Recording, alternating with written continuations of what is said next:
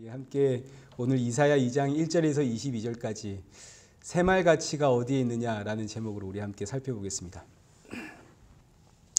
이제 2019년 이 마지막 한 해를 보내고 새해를 맞이하면서 새롭게 시작하는 이 한 해의 성도의 소망은 어디에 있는가 하는 것이 이제 오늘 본문의 이야기입니다. 2절부터 한번 보십시오. 말일에 여호와의 전에 산이 모든 산 꼭대기에 굳게 설 것이요 모든 작은 산 위에 뛰어나리니 만방이 그리로 모여들 것이라. 여기서 말일이란 이제 메시아가 오시는 날을 뜻합니다. 메시아가 오시는 그날이 말일입니다. 예수님이 이 땅에 오셨으니까 지금은 우리 어디서 살아가고 있는 중인가요? 말일에서 살아가고 있는 중이죠. 예수님 오셔서 예수님 다시 오시는 그날까지 이 사이가 말일, 다른 말로는 종말, 말세, 그렇습니다. 우리는 지금 이 말세에 살아가고 있습니다. 이 말일에 메시아가 오시면 이제 유대인들은 이런 생각을 했습니다. 오늘 읽은 이 2절의 말씀을 가지고 메시아는 다윗과 같은 위대한 왕으로 메시아가 오시면 우리 이 예루살렘을 중심으로 우리가 위대한 제국이 되어서 온 천하가 이 예루살렘을 향해 조공을 들고 나아올 것이야. 이제 이런 생각을 유대인들이 했습니다. 그랬기 때문에 진짜 메시아가 이 땅에 왔을 때 그 메시아는 내가 꿈꾸고 우리가 상상하고 기대했던 그런 메시아가 아니어서 그 메시아를 잡아다가 십자가에 죽였습니다. 예루살렘 성, 그 성에서 가장 높은 언덕, 골고다 언덕에 예수님의 십자가가 세워지죠. 십자가 세워지고 거기서 예수님 죽으셨는데 이제 그때부터 놀라운 일이 일어납니다. 그 십자가가 온 천하에 우뚝 세워져서 그날 이후로 오늘날까지 하나님의 백성들은 어디로 모이나요? 십자가로 모입니다. 예루살렘으로 모이는 게 아니고 십자가로 모이죠.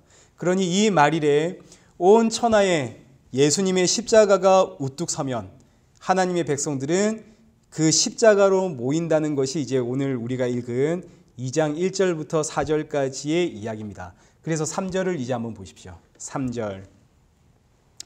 많은 백성이 가며 이르기를. 여기서 많은 백성, 이거 이제 밑줄 한번 끄셔도 됩니다. 모든 백성이 아니라 많은 백성입니다. 많은 백성이 십자가로 가며 하는 말이 오라 우리가 여호와의 선에 오르며 야곱의 하나님의 전에 이르자. 야곱의 하나님이라는 의미는 창세전에 이미 나를 부르시고 택하신 하나님이라는 뜻입니다. 이제 야곱이 쌍둥이 아닙니까?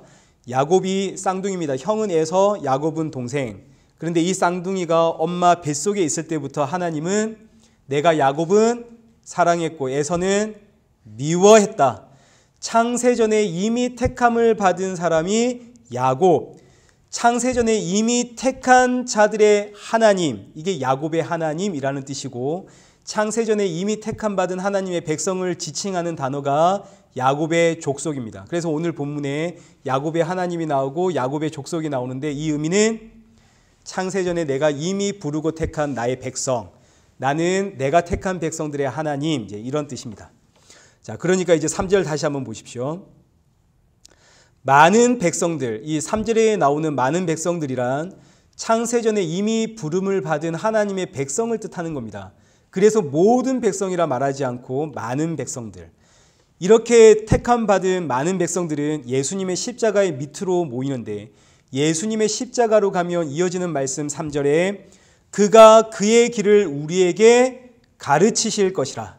그가 그의 길을 가르칩니다. 그래서 예수님 이 땅에 오셔서 하시는 말씀이 요한복음 14장 6절에 내가 곧 길이요 진리요 생명이니 나로 말미암지 않고는 아버지께로 갈 자가 없느니라. 예수님께서 예수님의 길을 가르쳐 주시는데 예수님이 길이랍니다.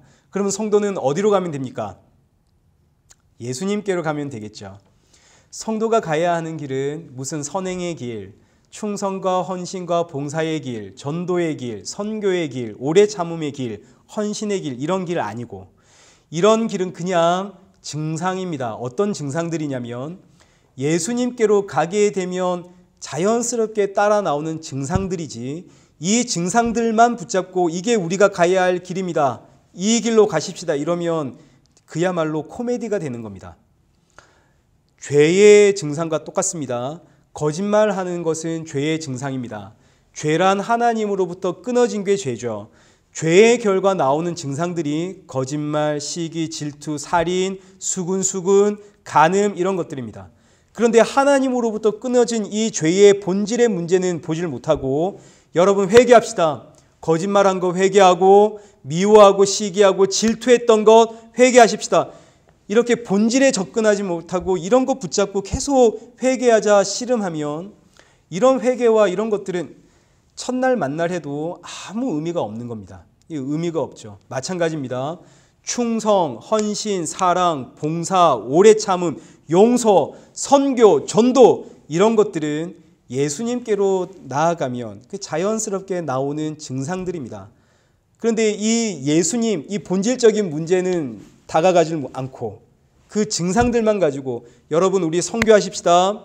우리 전도하십시다. 오래 참읍시다. 봉사하십시다. 이건 아무런 의미가 없는 겁니다. 그래서 교회는 증상을 이야기하는 곳이 아니라 본질을 외치는 곳이죠. 본질은 뭡니까? 예수님이 길입니다. 예수님께로 가십시오. 나머지는 자연스럽게 따라 나오는 증상들입니다. 굳이 말할 필요가 없죠. 근데 그럼에도 불구하고 굳이 말하는 이유는 왜 그럴까요? 예수님께로 가십시다 했더니 아무도 그 증상의 모습들이 보이지가 않습니다. 그래서 억지로 이제 우리가 이야기를 하는 거죠. 여러분, 예수 믿으면 이래야 되지 않겠습니까? 근데 사실은 이런 이야기 할 필요가 없는 겁니다. 제가 좀 더 세게 이야기할 수 있지만 참습니다. 예수님께로 가면 이제 4절 한번 보십시오. 그가 열방 사이에 판단하시며 많은 백성을 판결하시리니 무리가 그들의 칼을 쳐서 보습을 만들고 그들의 창을 쳐서 낫을 만들 것이며 이 나라와 저 나라가 다시는 칼을 들고 서로 치지 아니하며 다시는 전쟁을 연습하지 아니하리라. 예수님께로 가면 예수님께서 열방 사이에서 많은 백성을 판결하십니다.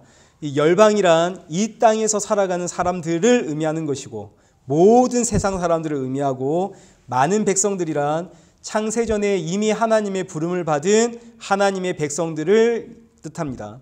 그래서 예수님께로 가면 예수님이 이 땅에 오시면 열방도 하나님이 이제 심판을 하시고 예수님이 판결하시고 자기 백성들도 예수님이 판결하시는데 열방은 판결을 받아 영원한 지옥 심판으로 가게 될 것이고 많은 백성들 하나님의 택함 받은 백성들은 이제 구원을 받고 이제 이 이야기입니다. 그렇게 구원받은 하나님의 백성들은 다시는 전쟁이 없는 평화의 나라, 샬롬의 나라에서 살게 될 것이다. 너무너무 희망찬 말씀이죠. 2020년에는 이렇게 더욱 예수님께로 나아가는 성도 되십시다. 그런데 이제 5절을 한번 보십시오. 갑자기 분위기가 바뀝니다. 5절입니다. 야고보와 족속아 우리가 여호와의 빛에 행하자. 그런데 6절 주께서 주의 백성 야곱의 족속을 어떻게 했다고요? 버리셨으면. 아니 지금 5절에서 야곱의 족속아 오라 우리가 여호와의 빛에 행하자 그랬는데 밑도 끝도 없이 6절에서는 바로 내가 야곱의 족속을 버렸다. 이게 무슨 일입니까? 하나님께서 왜 갑자기 내가 야곱의 족속을 버렸다 하십니까? 이 5절과 6절 사이에 보이지 않는 숨어있는 행간, 여기 기록되어 있지 않지만 이에 숨어있는 사건을 우리가 알아야겠죠. 하나님께서 야곱의 족속을 불렀습니다. 오라 우리가 여호와의 빛으로 나아가자. 이렇게 부르셨는데 야곱의 족속은 하나님께 나아갔다는 뜻입니까? 안 나아갔다는 뜻입니까? 이거 안 나아갔다는 뜻이죠. 하나님은 야곱의 족속을 부르시는데 야곱의 족속들은 하나님께로 안 나아가더라. 그래서 내가 버렸다는 이야기입니다. 자, 이 이야기는 좁게 보면 이스라엘 전체의 역사입니다. 그리고 넓게 보면 아담과 하와의 에덴 동산 이야기입니다. 하나님께서 아담과 하와를 부르셨는데 아담과 하와가 바로 야곱의 족속입니다. 창세전에 내가 택한 백성들 아담과 하와. 하나님께서 창세전에 아담과 하와를 부르시고 에덴 동산에 심으셨는데 아담과 하와가 하나님으로부터 독립을 선언하더라. 이게 선악과 사건 아닙니까? 선악과를 먹고 그렇게 하나님으로부터 쫓겨난 인생들은 이때부터 하나님께서 아무리 부르고 불러도 하나님께로 나아가지를 않더라. 나아가기는커녕 이제 한번 보십시오. 6절에 보시면 이 백성들이 동방의 풍속이 가득하여서 점을 치러 다녔답니다. 점을 치러 간다는 말은 하나님을 안 믿는다는 이야기입니다. 나는 하나님의 것입니다. 주께서 가라 하면 가겠습니다. 서라 하면 서겠습니다. 라고 고백은 하지만 난 솔직히 그런 하나님은 못 믿겠다. 가라 하면 내가 가야 되나? 서라 하면 내가 서야 되나? 내 인생 내 건데. 그래서 이제 점치러 가는 거죠. 이스라엘 백성들이. 2020년에는 무슨 좋은 일이 있으려나, 동쪽으로 가야 하나 이제 이러고 점치러 가는 겁니다. 주의 백성들이 점을 치고, 그리고 이어지는 말씀에는 이방인과 더불어 손을 잡고 언약하고, 이방인과 더불어 손을 잡았다, 이 이야기는 하나님의 백성들이 하나님이 아니라 사람을 의지하더라, 이제 이런 뜻입니다. 7절, 그 땅에는 은금이 가득하고 보화가 무한하며 그 땅에는 마필이 가득하고 병거가 무수하며. 이제 이 말씀은 주의 백성들이 은금, 보화와 권력과 힘을 의지하며 살더라, 이제 이런 뜻입니다. 하나님 의지하지 않고 돈 의지하고 권력과 명예를 쫓아가는 사람들. 8절, 우상도 가득하더라. 자기 손으로 만든 우상 앞에 경배하고 엎드려 절하더라. 쉽게 자기 힘, 자기 노력, 자기 정성, 내가 흘린 땀, 나는 이거 믿고 살아, 이제 이런 이야기가 되겠죠. 그래서 9절 하반절에 이사야 선지자가 외치는 이 소리를 보십시오. 주여 이들을 어떻게 하지 마라고요? 용서하지 마옵소서. 주여 우리를 용서하지 마옵소서. 이사야 선지자가 이렇게 악한 이스라엘 백성들을 보면서 하나님께 기도하는 내용이 주여 이들을 용서하지 마옵소서. 이사야 선지자 이 외침은 하나님 이스라엘 백성들 정말 그냥 두지 마시고 저 악한 백성들 심판하십시오, 이런 이야기가 아니라 하나님의 긍휼을 구하는 기도입니다. 하나님 우리를 용서하지 마옵소서. 이게 긍휼을 구하는 기도. 하나님 이들을 심판해 주십시오. 이게 하나님의 긍휼을 구하는 기도입니다. 왜냐? 율법에 따르면, 하나님이 자기 백성들에게 율법을 주셨는데 율법에 따르면 율법을 지키는 자는 뭐를 받습니까? 복을 받습니다. 율법을 안 지키는 자는 뭐 받습니까? 저주를 받습니다. 그러면 지금 이스라엘 백성들이 율법을 지키지 않고 살아가고 있습니다. 이때 이스라엘 백성들은 복을 받아야 되나요? 저주를 받아야 되나요? 반응을 좀 해주시죠. 저주를 받아야 됩니다. 그런데 저주가 임하지 않으면 그건 무슨 뜻인가요? 저주가 임하지 않았다. 이 말은 하나님이 그냥 버렸다는 이야기입니다. 로마서 1장 24절 말씀을 보시면 하나님은 자기 백성이 아닌 자는 그냥 내버려 둔다 그랬습니다. 제가 읽어보겠습니다. 24절, 로마서 1장 24절에 그러므로 하나님께서 그들을 마음의 정욕대로 더러움에 내버려 두사.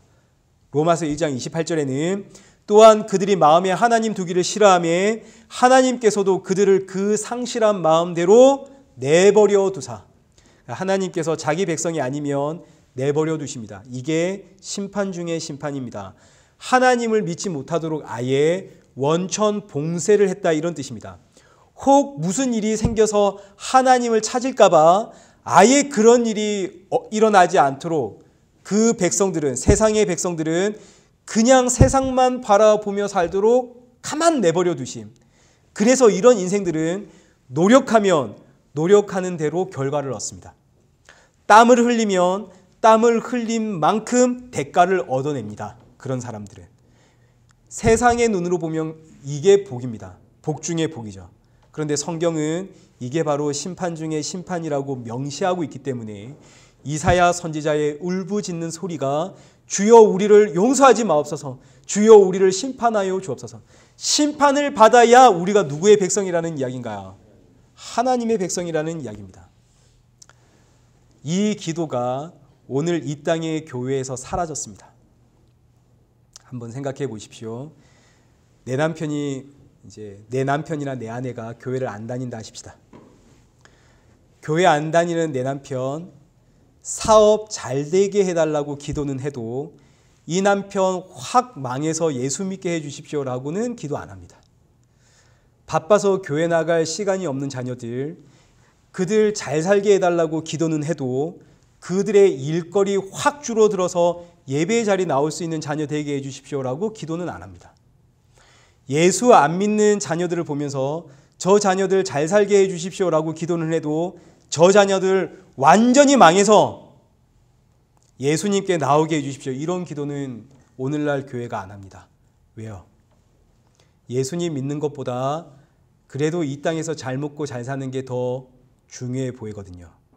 그러니까 우리가 얼마나 입만 살아있는 이기적이고 나 중심적인 내 가족 중심적인 죄인들인지를 잊지를 마십시오. 이런 죄인들 살리려고 예수님 십자가에 죽으셨습니다. 그래서 성도는 은혜 아니면 살아갈 수가 없습니다. 10절부터 이어지는 내용은 죄인들을 향한 하나님의 이제 심판이 기록되어져 있습니다. 하나님께서 심판하시는 날 이제 네 부류의 사람들이 등장을 하는데 어떤 사람들이 있는지 한번 잘 보십시오. 10절부터 보겠습니다. 너희는 바위 틈에 들어가며 진토에 숨어 여호와의 위엄과 그 광대하심의 영광을 피하라. 그날에 눈이 높은 자가 낮아지며 교만한 자가 굴복되고 여호와께서 홀로 높임을 받으시리라.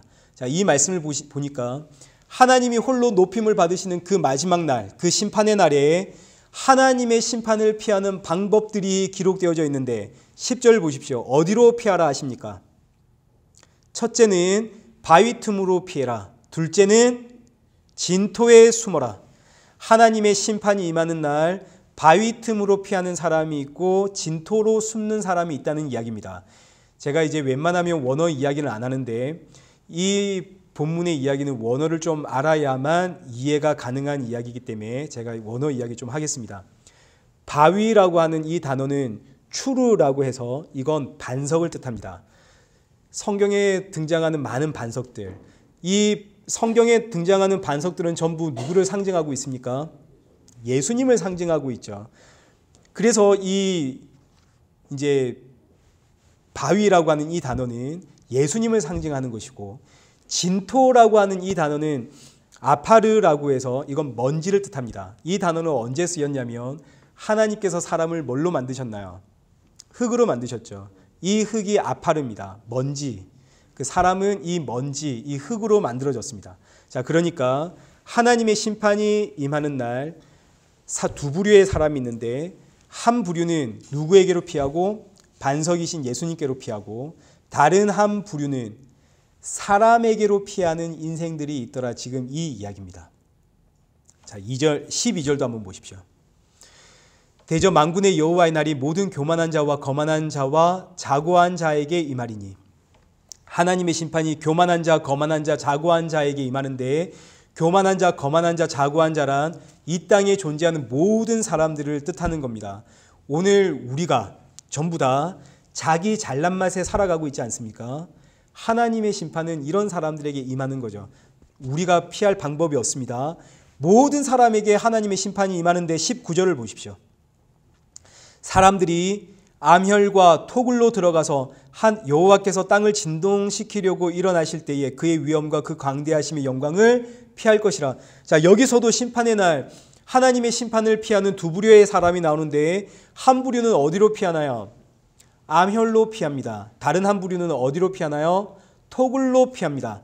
암혈이라고 하는 단어는 우리말에는 바위 틈에 생긴 자연 동굴, 이게 암혈입니다. 근데 원어로는 암과 혈의 합성어입니다. 이 암이라고 하는 단어는 앞서 보았던 추루, 반석이라는 뜻이 암이고 혈이라고 하는 단어는 메아리라고 해서 이건 동굴이라는 뜻입니다. 이 동굴은 무덤을 뜻합니다. 그러니까 이 심판의 날 암혈, 암은 반석이신 예수님, 혈은 무덤, 예수님과 그 무덤으로 피하는 사람들이 있더라. 예수님의 무덤은 뭘 뜻하나요? 십자가 이야기죠. 그래서 말일에 하나님의 심판에는 암혈, 예수님과 그 십자가로 피하는 사람들이 있고 또 한 부류는 토굴로 피하는 사람들이 있습니다. 토굴이란 우리말로는 인위적으로 파낸 굴 이런 뜻입니다. 원어로는 토와 굴이 합쳐진 걸로 토는 우리 앞서 살펴보았던 아파르, 먼지라는 뜻입니다. 먼지, 토는 먼지. 굴이란 메힐라라는 단어로 이건 구덩이를 파다 이런 뜻입니다. 그럼 합치면 토굴이란 사람이 구덩이를 판다. 사람이 구덩이를 판다는 말은 사람이 이룩한 이 세상의 과학과 문명을 뜻합니다. 하나님의 심판이 임하자 이 말일 예수님이 오시자 사람들이 과학과 문명을 가지고 하나님의 심판을 피하려고 하더라. 20절과 21절 보십시오. 하나님의 심판을 피하는 또 다른 부류의 사람들이 등장을 하는데 20절 보십시오. 사람이 자기를 위하여 경배하려고 만들었던 은 우상과 그 무상을 그날의 두더지와 박쥐에게 던지고 아멸과 험악한 바위 틈에 들어가서 숨더라. 여기도 역시 아멸로 도망가는 사람이 있고 험악한 바위로 도망가는 사람이 있는데 아멸이란 우리 앞서 보았던 이야기입니다. 암은 예수님이고 혈은 예수님의 무덤이고 말일에는 예수님과 그 십자가로 피하는 사람이 있는가 하면 또 한 부류는 험악한 바위로 피합니다. 험악한 바위란 셀라라고 해서 이 단어 자체가 갈라진 바위입니다. 갈라져서 자연스럽게 만들어진 동굴이 아니라 동굴이 될 뻔한 그냥 갈라진 바위. 그래서 이걸 험악한 바위 이렇게 뜻한 거죠. 그러니 이건 가짜 바위라는 뜻입니다. 진짜 피할 공간이 아니다 이런 뜻입니다. 이날의 사람들이 이 험악한 바위로 피하기는 하는데 이 바위는 반석이 아니라 갈라진 가짜 바위. 자, 그러면 험악한 바위로 피했다는 말은 사람들이 이제 위에 있는 것처럼 자기가 경배하려고 만들었던 우상을 전부 다 버리고 교회로 하나님께로 들어오기는 했습니다. 말일에 하나님의 심판을 피해서 하나님께 나아가 자기가 만들었던 우상 다 버리고 하나님께 충성하고 헌신하고 봉사하고 선교하고 전도하고 열심히 헌금하고 있지만 그들이 피한 그 바위는 가짜 바위 이런 뜻입니다. 자, 그럼 이제 여기까지 제가 한번 정리해 보겠습니다. 하나님의 심판의 날, 지금이 그 심판의 날입니다. 이 말일. 이 말일에는 네 부류의 사람이 있습니다. 첫 번째 부류는 사람을 의지하고 사람에게 피하는 부류입니다. 결혼하신 분들은 일단 다 여기에 속합니다. 결혼한 이유가 뭡니까? 이 사람 의지하고 살면 좋겠다. 그래서 결혼한 거 아닙니까? 그렇게 결혼하고 나서 이제 알죠. 아, 속았구나. 그냥 맘 편히 혼자 살 걸. 사람에게 피하는 자는 하나님의 심판 피할 방법이 있나요? 없나요? 피할 방법이 없습니다. 두 번째 부류는 과학과 문명을 의지합니다. 세상의 상식과 세상의 논리와 이성을 믿는 사람들. 그래서 십자가의 이야기는 믿을 수가 없죠. 죄는 내가 지었는데 죽기는 왜 예수님이 죽나? 또 예수님이 죽었는데 그게 나의 죄를 그게 무슨 상관이 있나? 믿을 수가 없죠. 그래서 이들 역시 하나님의 심판 피할 방법이 없습니다. 세 번째 부류는 우상을 버리고 예수님을 찾아왔습니다. 하나님을 위해 충성, 헌신, 봉사하고 살아가고 있지만 그들이 피한 이 바위는 또 하나의 우상일 뿐입니다. 왜냐하면 내가 찾아 나왔거든요. 내가 살기 위해서 내가 찾아간 하나님은 전부 내가 나를 위해서 만들어낸 우상입니다. 그게 아무리 교회가 되었고 하나님이 되었고 예수님이 되었다 하더라도 내가 찾아간 이상 그건 전부 우상입니다. 신앙이란 내가 찾아가는 게 아니라 나를 찾아오는 거죠. 믿음이란 내가 간절히 구하고 찾는다고 해서 찾아지는 거 절대 아닙니다. 믿음은 항상 언제나 나를 찾아옵니다. 그래서 이걸 하나님의 선물, 은혜 이렇게 이야기하는 겁니다. 내가 찾아내고 내가 찾아간 하나님 예수님은 심판의 날 나를 구원해 줄 수 없는 내가 만들어낸 또 하나의 우상에 지나지 않습니다. 마지막 네 번째 부류는 심판의 날 참 반석이신 예수 그리스도와 그 십자가로 피하는 자들입니다. 이들은 예수님의 십자가로 나아갈 마음이 전혀 없었습니다. 그런데 이들은 그럼에도 불구하고 창세전에 하나님께서 부르신 하나님이 택하신 하나님의 자녀들이기 때문에 하나님에 의해 강제로 십자가로 끌려온 인생들입니다. 이렇게 끌려온 이유는 하나님께서 창세전에 너는 내 아들이야 부르셨고 내 아들 삼겠다 언약했기 때문입니다. 이 언약 때문에 이들을 자녀 삼으려고 하나님이 이 땅에 오셔서 십자가에 죽으시는 거 아닙니까? 그래서 하나님을 언약에 신실하신 하나님, 자기 언약에 전능하신 하나님, 그래서 이 하나님을 부를 때에 여호와라고 부릅니다. 여호와라는 이름이 내 약속에 신실하다 이런 뜻입니다. 나는 약속에 있어서 전능하다. 이게 여호와라는 뜻입니다. 자, 그러니 이제 한번 생각해 보십시오. 이 땅에는 구원받을 만한 인생이 있습니까? 없습니까? 이 땅에는 구원받을 만한 인생이 없죠. 그래서 이사야 선지자가 하는 말이 22절 보십시오. 너희는 인생을 의지하지 말라. 그의 호흡은 코에 있나니 뭐 할 가치가 없다고요? 샘할 가치가 없느니라. 우리 이 땅에 있는 모든 인생은 다 죄인들이라 하나님께서 샘할 가치가 없습니다. 그런데 하나님께서 놀랍게도 샘하시는 인생이 있습니다. 하나님이 어떤 사람을 샘하시나요? 창세전에 이미 부르시고 언약하신 자기 백성들을 하나님이 샘하십니다. 그들도 똑같은 죄인들이고 샘할 가치가 없음에도 불구하고 하나님이 그들을 샘하시는 이유는 하나님께서 그들과 언약했기 때문에, 넌 내 아들이야 불렀기 때문에.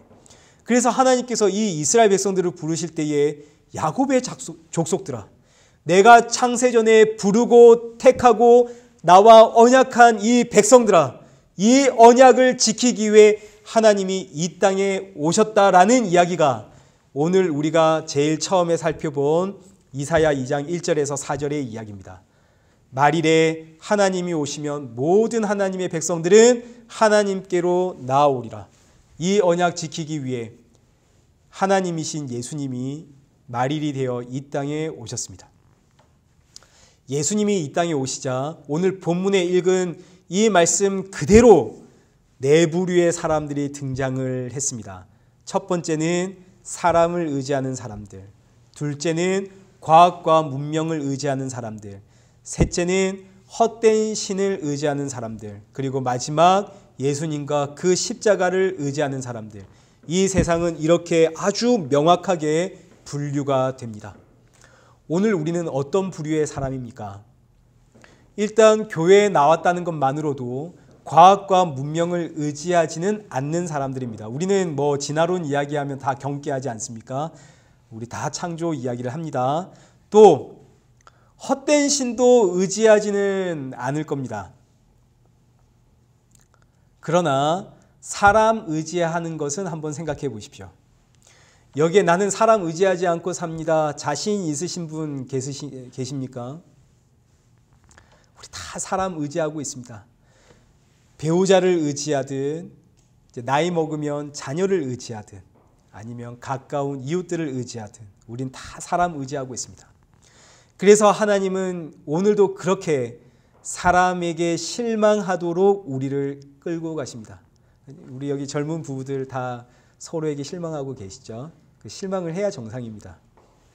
세상 의지하는 분들은 세상에 실망을 했을 겁니다. 헛된 신을 의지하는 분들은 이 헛된 신이란 이런 겁니다. 그래도 하나님이 나에게 복은 주시겠지. 이게 전부 헛된 신입니다. 우리 안에 들어있는 헛된 신. 이런 헛된 신 의지하는 분들도 다 그 신들에게 실망했을 겁니다. 왜요? 그래야만 예수님을 우리가 찾거든요. 2020년 새해는 안 그럴까요? 똑같습니다. 2020년 새해가 밝았어도 사람 의지하는 사람은 사람 때문에 실망하고 힘들어지게 될 것이고, 세상 의지하는 사람도 세상 때문에 실망하고 힘들어지게 되어져 있습니다. 헛된 신 의지하는 사람 말할 것도 없고 반드시 그렇습니다. 왜요?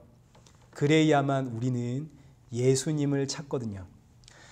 근데 우리는 이 사실을 뻔히 너무나 이렇게 잘 알고 있음에도 불구하고 너무너무 놀랍게 돌아서면 또 사람 의지하고 있고, 돌아서면 또 이 세상 의지하고 있고, 돌아서면 또 헛된 신을 의지하며 그래도 하나님이 복 주시겠지, 그래도 하나님이 이 문제 해결해 주시겠지, 우리는 이러고 살아갑니다.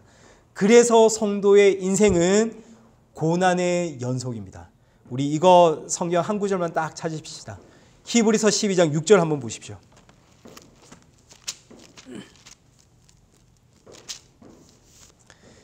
히브리서 12장 6절. 히브리서는 신약 성경 367페이지에 있습니다. 히브리서 12장 6절입니다.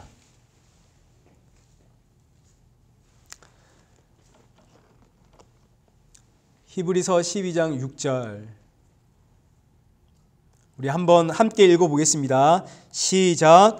주께서 그 사랑하는 자를 징계하시고 그가 받아들이시는 아들마다 채찍질 하심이라 하였으니 8절도 읽겠습니다. 8절 시작. 징계는 다 받는 것이거늘 너희에게 없으면 친아들이 아니니라. 아멘. 그러니까 하나님은 사랑하는 자를 징계하시는데 아들을 어떻게 뭘로 때린다고요? 채찍으로 때린답니다. 세상에. 왜 이렇게 하십니까? 왜? 우리는 돌아서면 딴 생각하니까. 그러면 이제 우리 이 새해 2020년 이 한 해가 어떤 한 해가 될지 다 감이 오시죠. 2019년에 그렇게 징계를 받았음에도 불구하고 변한 게 없다면 2020년에는 그 징계가 어떻겠습니까? 조금 더 세지지 않겠습니까? 아이고, 네. 징계가 오는 이유는 이 땅의 소망이 예수님 뿐이다 하는 것을 알게 하려고 오는 겁니다. 예수님만이 나에게 실망을 주지 않으시고 예수님만이 나의 유일한 피난처가 되시고 예수님만이 나의 유일한 소망입니다. 이거 알게 하려고 찾아오는 징계입니다. 그러니 사랑하는 성도 여러분, 2020년 예수님 믿는 믿음으로 사십시오. 이거 하나로 우리에게 희망이고 소망이고 기쁨의 메시지입니다. 우리 이 시간 함께 기도하겠습니다.